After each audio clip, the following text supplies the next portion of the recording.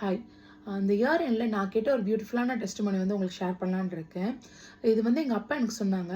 Last month வந்து ஸ்ரீலங்கா போயிருந்தாங்க. அங்கே மன்னாரம் ஒரு டிஸ்ட்ரிக்டில் ஸ்டே பண்ணியிருந்தாங்க. அங்கே வந்து ஒரு ஃபேமிலி வந்து 60 மாடு கிட்ட வளர்த்துருந்தாங்க. உங்களுக்கே தெரியும் அந்த டைமில் வந்து ஃப்ளட்டுலாம் வந்துருந்துச்சு.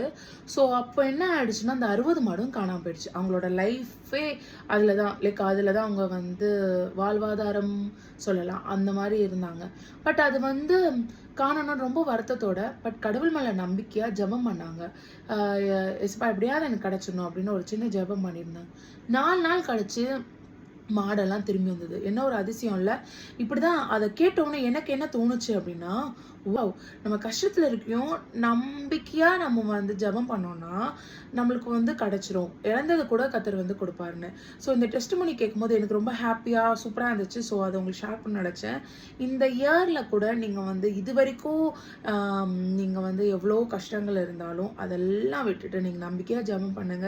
நியூ இயர்லேருந்து உங்களுக்கு கண்டிப்பா ஒரு பெஸ்ட் திங் வந்து நடக்கும். இந்த டெஸ்டிமனி வந்து உங்களுக்கு உங்க ஃபேத்துக்கு பிளெஸ்ஸிங்கா இருந்தா, நீங்களும் உங்களோட டெஸ்டிமோனிஸ் எல்லாம் ஷேர் பண்ணுங்க நான் சொல்றேன். அது யாருக்காவது ஒருத்தருக்காவது கண்டிப்பா போய் யூஸ்ஃபுல்லா இருக்கும். ஸோ காடோட நேம் வந்து குளோரிஃபை ஆகட்டும். ஆமென். பாய்.